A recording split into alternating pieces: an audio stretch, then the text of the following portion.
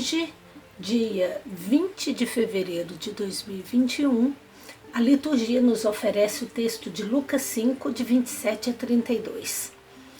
O Evangelho de Lucas é um evangelho dedicado à teologia da palavra, para que a palavra saia da Galileia, vá até Jerusalém e depois, por meio dos Atos Apóstolos, ela vá até os confins do mundo. Lucas escreve a sua obra perpassada por esse fio condutor, mostrando como que a palavra ela é importante, como que é por meio da palavra que Deus se faz presente, a pessoa precisa ouvir, escutar o chamado, o apelo e entrar em comunhão com Deus, por meio dessa palavra que o interpela. Bom, hoje o texto de Lucas 5 é aquele relato conhecido de Jesus passando diante de uma banca de impostos. Ele encontra lá um homem chamado Levi e lhe dirige uma palavra: segue-me. Só isso, mais nada. Certamente que historicamente nenhuma palavra dita assim, segue-me, ela é suficiente para arrancar uma pessoa do seu posto de trabalho e colocá-la à disposição para seguir um desconhecido. Isso é um argumento retórico, isso é um modo de escrever. O texto não está relatando uma situação real, mas ele está relatando um fato teológico, ou melhor, como que Deus nos interpela, nos chama lá no íntimo do nosso coração, com uma palavra direcionada a nós, diretamente. Deus é um tu que nos fala, né? Um tu que fala um eu, ele me fala, ele me dirige sua palavra, segue-me. Ora, a mesma palavra que foi dita a Levi no seu trabalho, sua banca de impostos, foi a mesma palavra dita aos discípulos lá no começo, né? Vem e segue-me. Ora, diz o texto então, que Levi imediatamente, deixando tudo, levantou-se e o seguiu. Nós já falamos em outro vídeo que o Evangelho de Lucas tem pressa de fazer essa palavra chegar, tem pressa de acolher a palavra, tem pressa de anunciar a palavra. Jesus tem pressa de semeá-la, quem a escuta tem pressa de conservá-la no coração para que ela frutifique, para que ela dê muito fruto. Nesse texto, Lucas está nos mostrando a disposição, em primeiro lugar, de Jesus para chamar aqueles que a princípio não são bem-vindos, que a princípio não preenchem os quesitos para o discipulado, porque trata-se de um publicano, de um pecador público, ou melhor, de um funcionário público, que recolhia impostos e que a princípio estava do lado do opressor, porque ele ajudava a oprimir o povo judeu em nome de Roma. Então ele lidava com o dinheiro, que era considerado um dinheiro iníquo, porque tinha o rosto, a inscrição de César, e com isso então ele não era bem visto, ele não era bem quisto, ele não era uma pessoa a quem queriam bem, porque a profissão dele gerava isso.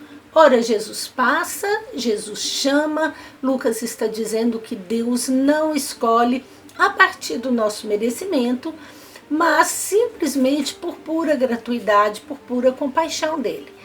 Uma das nuances da teologia de Lucas é exatamente esta: Deus dá a sua palavra e o maior sinal de misericórdia que ele poderia nos dar é que a sua palavra é também para aqueles que estão fora do âmbito, a princípio, dos merecedores. Ou melhor, sua palavra é também para os gentios, ela não é só para os judeus. E Paulo descreve isso muito bem nas suas cartas. Ele diz assim, que esse é um mistério escondido. Deus revelou-se e ele interpelou e ele ofereceu sua graça também aos gentios, aqueles que a princípio, aos olhos dos judeus, não tinham merecimento nenhum para que essa palavra lhes fosse dirigida. Ora, então, o texto mostra Jesus oferecendo sua palavra, e não só sua palavra, a oportunidade do discipulado, a alguém não merecedor, a um publicano. E mostra a gratuidade desse publicano e a generosidade também do coração dele de não questionar e imediatamente atender o apelo de Jesus.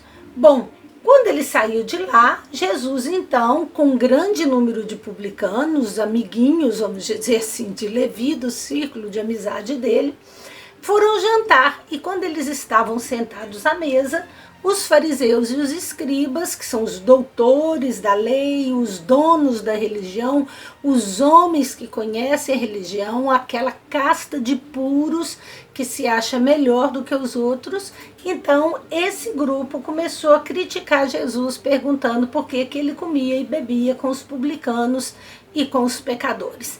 E a resposta de Jesus é direta e simples. Não são as pessoas com saúde que precisam de médico, mas são os doentes. Não é a justo que vim chamar, mas aos pecadores. O texto de Lucas hoje nos lembra muito o Papa Francisco, que tem insistido conosco, especialmente através da Evangelii Gaudium e de outros textos, né, que nós devemos ser pastores, líderes, agentes de pastoral, presbíteros, teólogos, cristãos com o cheiro das ovelhas. Ou melhor, nós não devemos ser um teólogo de gabinete, um cristão só de liturgia, um presbítero só fechado na sacristia, mas nós devemos ser um agente, um cristão que se mistura no meio do mundo para fazer, como disse a parábola do fermento, para fermentar o mundo, né, com a boa nova do Evangelho.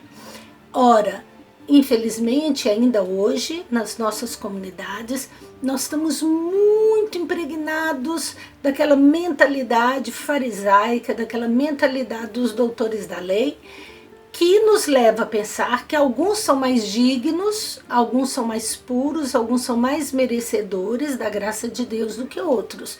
O que nos faz, por exemplo, pensar que a Eucaristia é só para um grupo de puros. Como diz o Papa Francisco, nós não entendemos que ela é um alimento para o pecador, ela é um remédio para o pecador, nós entendemos que ela é um prêmio para os puros. Ora, o Papa Francisco combate isso e a gente vê aqui também no texto bíblico. Jesus, né, o Filho de Deus na carne, ele faz comunhão com os pecadores, ele se dá aos pecadores, ele se entrega aos pecadores. Por quê? Porque ele veio não para os sãos, mas para os doentes, não para os justos, mas para os injustos. Os sãos já estão salvos, não precisam de ninguém.